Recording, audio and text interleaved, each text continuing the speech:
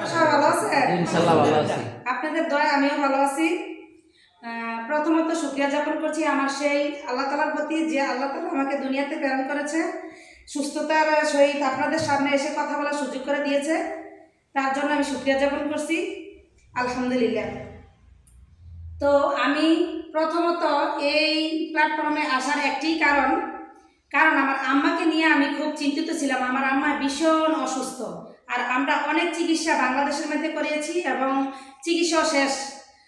ডাক্তাররা লাস্ট পর্যায়ে বলছে যে আমাদের আর কিছু করার নেই, আপনারা অন্য কিছু দেখেন। তখন আমি আমার বান্ধবীর থেকে এই কোম্পানির ব্যাপারে কিছু আলোচনা শোনার পরে আমি তার কথাটা রিসিভ করি নাই। তখন উনি আরেকদিন আমাকে ফোন দেওয়ার পরে বললো, রুচি তুমি একবার আসোই না, আসে দেখো।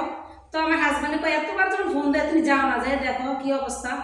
তো আমি একদিন আসলাম, তার ডাকে সাড়া দিলাম, একদিন আসলাম, আসিয়া পুরোটা আলোচনা আমি শুনলাম, মন থেকে আমি শুনলাম। শোনার পরে আমার থেকে ভালো লাগছে, কারণ একটি প্রোডাক্ট যেটা পায়ের নখ থেকে মাথার চুল সহ সমস্ত শরীরের কাজ করে, তাইলে এই প্রোডাক্ট কিন্তু দরকার। তো তার জন্য আমি রিসিভ করে প্রথম আমি ভাবলাম যে আমি আগে প্রোডাক্ট নিয়ে আমাদের নিজেদের উপরে প্রয়োগ করব, তারপরে ইনফরমেশন করে লোকেকে দেবে। কারণ টাকার দরকার নাই ভাইয়া, তো বাটপারি সিটাই করে অল্প দিনই বাঁচা যায়, আর বাটপারি নিতে কিন্তু ভাত নাই। তো তখন আমার আম্মাকে প্রোডাক্টটা দিলাম, দেওয়ার পরে একটা প্রোডাক্ট ইউজ করার পরের থেকেই আমার আম্মার যে ব্যথা, শিনশিন ব্যথাটা চলে গেল, মাশাআল্লাহ। আর চোখের পাওয়ার মধ্যে বল দেখতো, তারা দেখতো, ওইটাও কমে গেছে।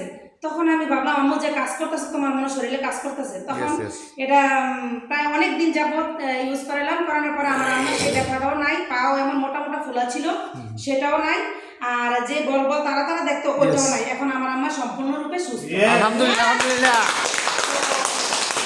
তারপরে আমি চিন্তা ভাবনা নিলাম যে যুদ্ধ করতে গেলে একটা ছোট অস্ত্র যদি হয়, আর সেটাও যদি ধারালো হয়, আর এটা যদি ছোট ব্যাকটেরিয়াকে রাখাও যদি যুদ্ধ করতে যাওয়া যায়, তাহলে এডি আমার জন্য যথেষ্ট। আমার এত বড় ট্যাঙ্কার দরকার নেই, এত ট্যাঙ্কার দরকার নেই, পাওয়ারফুলি ছোট একটা অস্ত্র হলে যথেষ্ট। তখন আমি চিন্তা ভাবনা করলাম ওদিন থেকে আমি এটার মধ্যে কাজ করব।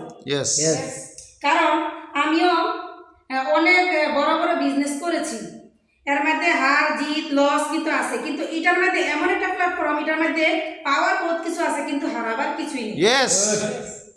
তখন এটা চিন্তা ভাবনা করে আমি মাঠে নামলাম। আজকে অনেকদিন যাবত কাজ করতেছি এটার ভিতরে, কিন্তু আমি এই পর্যন্ত অনেক যাদেরকে এই প্রোডাক্টটা ইউজ করাইছি, এই পর্যন্ত আল্লাহর রহমতে সবাই পজিটিভ অ্যানসার দিয়েছে, নেগেটিভ কেউ দেয় নাই। আর তাছাড়া ভালো একটা এটার মধ্যে ইনকাম আছে আর সম্মানও আছে, তার জন্য আমি এটার ভিতরে হ্যাপি।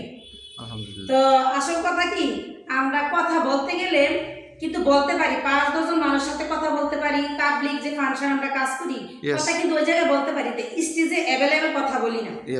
যদি সব সময় কথা বলি, তখন একটা যে মনের যে শক্তি, যে একটা সাহস, সেটা কিন্তু এসে কথা বলা কিন্তু একটা ব্যাপার না। কিন্তু আমরা যেটা জানি স্বাভাবিক, পাবলিক কিন্তু সেটা জানে না, আর সবার মেন্টালিটি কিন্তু এক না। যখন নাকি আমরা স্টেজে আসি, কথা বলতে চাই না, কিন্তু ভিতরে একটা অন্যরকম একটা কম্পন সৃষ্টি হয়, তার জন্য কথা বলতে চাই না, লজ্জাবোধ মনে করি, কি না কি ভাবে, বা আমার থেকে গ্রাজুয়েট অনেক কিছু জানে, কিন্তু ওইটা ভাবি না যে আরে আমি যেটা জানি তারা তো এটা জানে না, এটা জানে না, কিন্তু এটা ভাবি। কিন্তু আসলে আমাদের প্রত্যেকে এখানে এসে কথা বলা উচিত, আর আমাদের শেখা উচিত, প্রত্যেকটা পয়েন্ট, প্রত্যেকটা জিনিস আমাদের মেমোরি দেওয়া উচিত, কিন্তু সেটা আমরা করি না। আমরা কিন্তু টাইম লস করি, এরপরে সময় মতন আসি না, কথা মনোযোগ সহকারে শুনি না। আমরা প্রোগ্রামে যাই ঠিকই, কিন্তু আমাদের এটা মনোযোগ সহকারে শোনার দরকার, আর শিখার দরকার। শিক্ষার কোনো বয়স নাই, শিক্ষার কোনো বয়স নেই। আগে একটা স্লোগান ছিল না, চলো সবাই স্কুলে যাই, আসলে শিক্ষার কোনো বয়স নাই।